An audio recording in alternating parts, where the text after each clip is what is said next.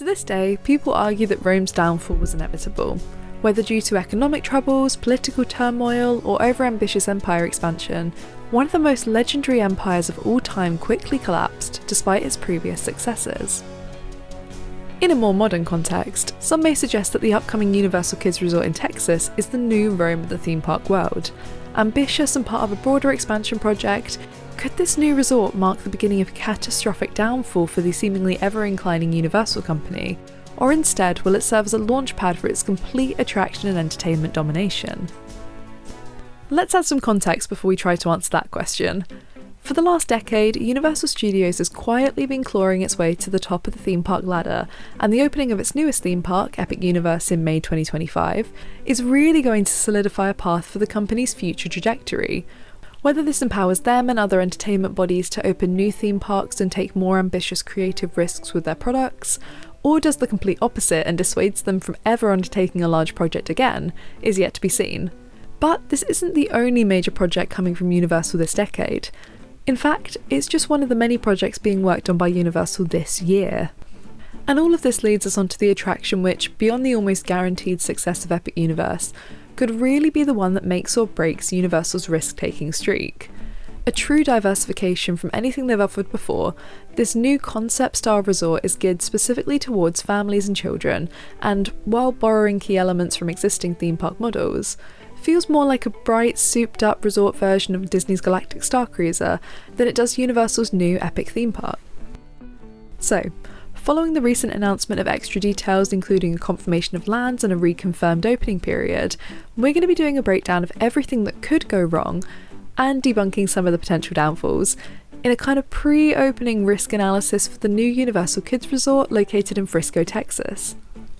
But before we do, my name's Jo and I like to talk about theme park and visitor attraction history and in many cases their futures. I also cover plenty of other topics like horror nights and broader tourism bits in consideration of societal and psychological factors, so if this is the kind of thing you're interested in, be sure to subscribe to my channel and turn on your notifications so you don't miss out on any of the upcoming videos. Now, without further ado, let's begin our deep dive into the new Universal Kids Resort to establish whether, regardless of the quality of the product, it's simply doomed to fail or if it still has a chance of succeeding.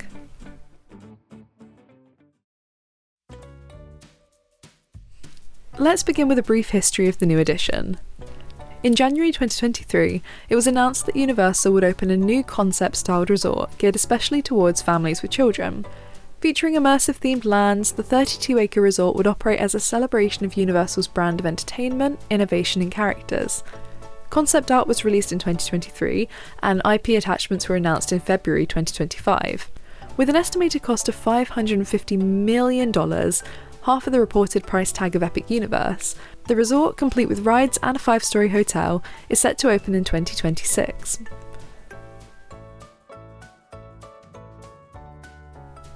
So what exactly can you expect to see at the resort?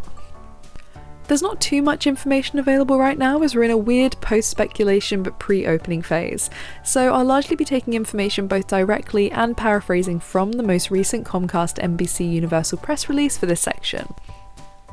Universal Kids Resort will feature lands themed around beloved characters including DreamWorks Animation Shrek, Puss in Boots, Trolls and Gabby's Dollhouse, Nickelodeon SpongeBob SquarePants, Illumination's Minions, as well as Jurassic World. Serving as an amazing opportunity to bring iconic stories to life for kids and families to experience, interact with and play together in, Kids Resort was designed to facilitate exploration, imagination, adventure and play for a younger audience, creating a destination full of curiosity, laughter and joy. So, to break it down into sections, there are 7 main properties that have been announced so far. Firstly, there's Shrek. In an ogre-sized swamp-themed playground, which was of course built personally by the Big Green Man himself, kids can stomp, ride, laugh and play as they celebrate the magic of friendship, the warmth of family and the power of love. Next up, for the best day ever, characters from Nickelodeon SpongeBob SquarePants will make an appearance, taking guests around their neighbourhood under the sea. Guests will have the chance to succeed where SpongeBob failed many, many times and earn their boating licence, and to relax on the beach as bubbles float by in this nonsensically nautical area. Then, following yet another successful movie from the Illumination franchise, the next area is set in a peaceful vacation retreat that's been overrun by minions. An action-packed, chaotic competition between yellow and purple minions will unfold, providing plenty of opportunities for unpredictable, water-soaked fun, or for the more peace-seeking guests, relaxation and observation.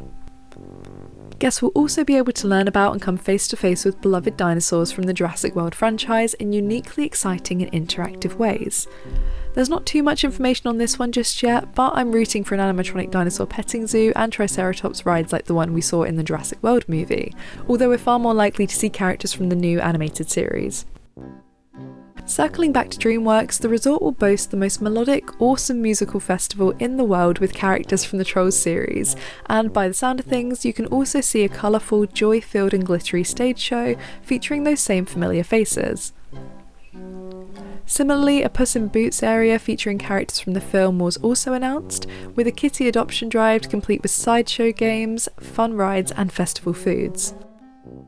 And finally, in addition to a sensory garden, a central hub complete with shady lawns and interactive play areas, guests will also be able to meet Gabby from DreamWorks' Gabby's Dollhouse in a unique, immersive retail experience. These bright, family-friendly offerings will be attached to a colourfully themed 300-room on-site hotel, which serves both as the entrance to the resort and a place to stay, play and relax. A piece from Attraction Magazines breaks down the concept art that was released in 2023 and also shares information on depicted potential attractions, including swings, a rapids ride, a Dumbo-style flat ride, a teacup-style flat ride and 2 roller coasters, in addition to the aforementioned playgrounds. Although there is speculation about where these rides will go, formally these haven't been attached to any of the resort's intellectual properties as of yet.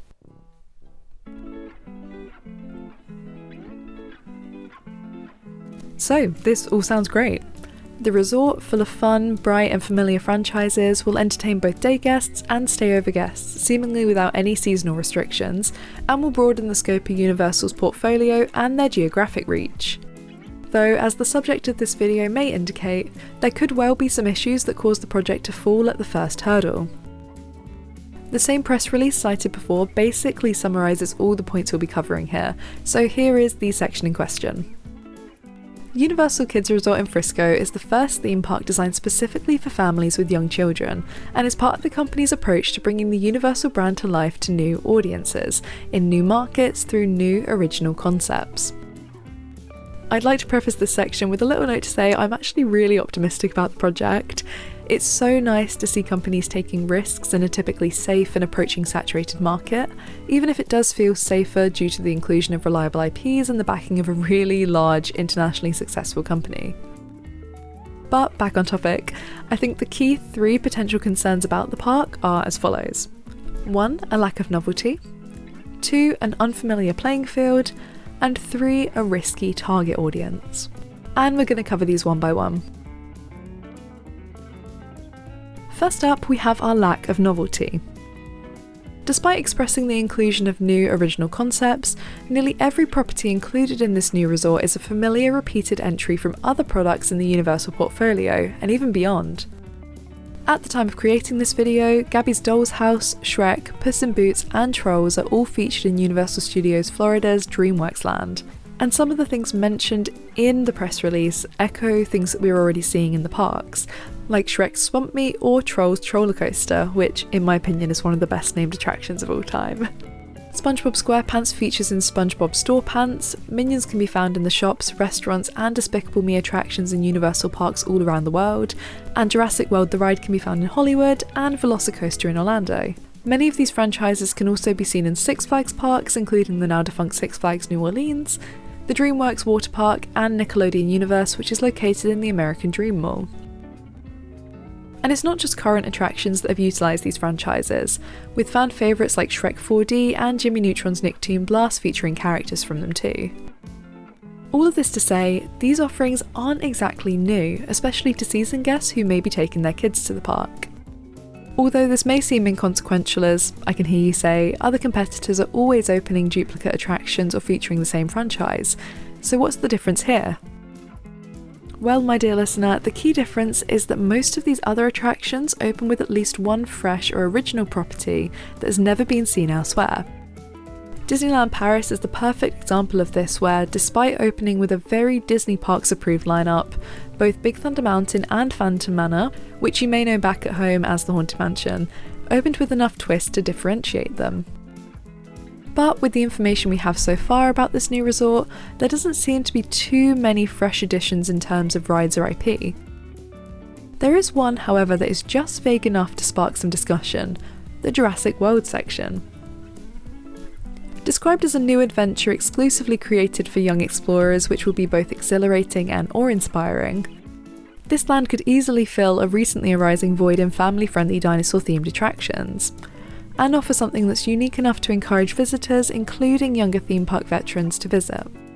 I raise this point out of the concern that while there's currently no indication that this is the case, the resort could fall short of its potential, and instead of debuting as an immersive, high-quality attraction that serves and entertains, it could just be viewed as another kids' attraction, or even worse, a cheap version of Universal Studios.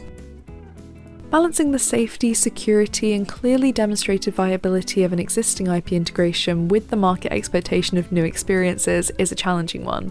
And without proper management and consideration, the Universal Kids Resort could inadvertently categorise itself as a one-and-done experience, and this kind of association could be really damaging in those first few years of operation.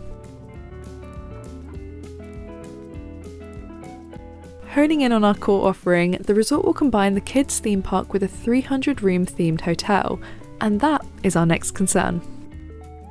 While there are official Universal hotels at Universal Beijing, the majority of the hotels on Universal property across the globe, including big-name hotels like Royal Pacific and Portofino Bay, are operated by third parties. In most cases, as with the upcoming Epic Universe hotels, these hotels are operated by a specific brand like Loews, Hilton, or Sheraton, and in some cases they're operated by management companies like the Hotel Management Japan Group. While I may be wrong on this one, I did some digging and couldn't find any information to indicate that this new resort was a collaboration. Normally they're very forthcoming with such information, so unless I've missed it or the partnership is yet to be announced, it looks like Universal Kids Resort may well be a solo venture. And if this is the case, this too is really significant for the company, as it could be indicative of another move away from their traditional model. If it's successful, it could lay the foundations for a chain of Universal-owned hotels around the world, but significance aside, the move does offer up some additional risks. With no one's operating models, reward schemes, routines, or company-wide training systems to fall back on, Universal will be required to source new technology for operations and promotions, and new rooms management systems. While things like reputation building and advertising will come easily to them, and due to the size and the strength of the operating company, they'll have fewer concerns than most about their financial health and short-term survival, it's still an ambitious move for Universal to independently enter the accommodation market so boldly. Our final concern is a risky target audience. Of course, we'll discuss that in a moment, but first, a brief history of Frisco's population growth. After getting its start from some settling pioneers in the mid-19th century, Frisco maintained a population of less than 2,000 for more than a century until a growth spurt occurred in the 1980s.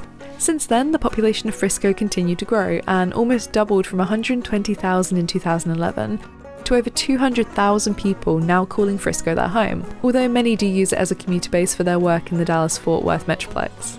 Full of families and, as one of the fastest growing cities in the US, a rapidly increasing population, Frisco really is the moment. So, with more professionals and families in Frisco than ever before, and with numbers continuously on the up, it seems like the perfect time to open up an attraction aimed at kids, right? Studies show that children play a pivotal role in the family purchasing decision, and this is especially true in households with 2 full-time working parents, with caregivers consulting children in the decision-making process and considering their preferences and opinions. However, something we've seen over and over again playing a role in the downfall of child-centric attractions is that, despite an interest in the product and the persuasive plea of little eyes, it's ultimately the parental figure who makes that final decision. A great example of this is Hanna-Barbera Land, which also operated in Texas back in the 1980s. While there were other factors at play like an oil crisis and heavy competition, it's reported that despite attendance increasing, a decline in spending on concessions and souvenirs led to the park's downfall. And it's possible that we could see a similar outcome here, as in fraught economic times, and we certainly are treading carefully through said fraught economic times, the budget holder may be required to make some unfavourable decisions in accordance with economic constraints. In layman's terms, if there's less money to spend in a household, the choice may not be between a plush and a shirt from the gift shop, but rather groceries and visiting a tool. To summarise in context, despite being targeted to a younger audience, attendance to these attractions is wholly at the discretion of the parent's budget. And considering that high-ticket entertainment is historically one of the first luxuries traded for a more affordable option during times of crisis, if there's any kind of financial downturn, that market is all but wiped out, which makes it all the more risky to exclusively market to children and families. Additionally, there are fewer opportunities to capitalise on extras in these attractions than at those that also accommodate the adult market. Corporate groups are excluded, and there's no room for a foolproof bar upcharge that you see at zoos, movie theatres, theme parks or festivals. Additionally, educational groups may be more inclined to visit spots with a more academic feel. While it's hard to make assumptions about how the resort will fare without the release of a pricing structure or the cost of day tickets, it definitely could be a cause for concern that we currently don't have enough comparable success stories to challenge. But wait, what's this? Is that an unexpected strength that could save the project? Let me tell you about the redemptive power of Frisco. Location. It's everything. And given how Universal has previously stuck with safer, entertainment-associated locations like Hollywood, Orlando and Vegas, Frisco, Texas can definitely seem like an outlier, and yet, weirdly, this could be the factor that completely offsets any of the potential concerns listed above. It doesn't matter that while there are some great world-class attractions including an ultra-accessible fun park and a huge space centre, you don't tend to think of theme parks when you think of Texas, at least not in the same way you do Florida. And it doesn't matter that, even if you do, you're more likely to consider San Antonio to be the theme park capital of Texas than Frisco.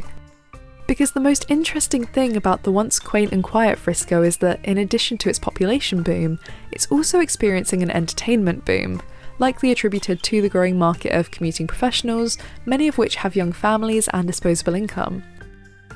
In addition to Kidzania and Traintopia, two excellently named family-centric attractions, the nearby, similarly kid-centric Peppa Pig theme park Dallas-Fort Worth has just opened up 40 miles from the future Universal Kids Resort site. While these attractions all serve as direct competitors to the resort, they also indicate viability for the concept. So while Frisco may not yet be the Orlando of new concept resorts, the location definitely seems perfect for an already engaged market.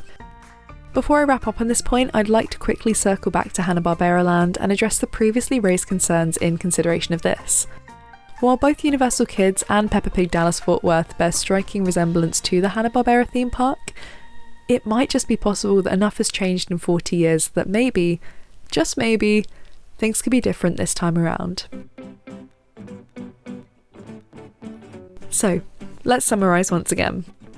Is the Universal Kids Resort really doomed, or does it have a chance? As we explored, there are factors working for and factors working against the project.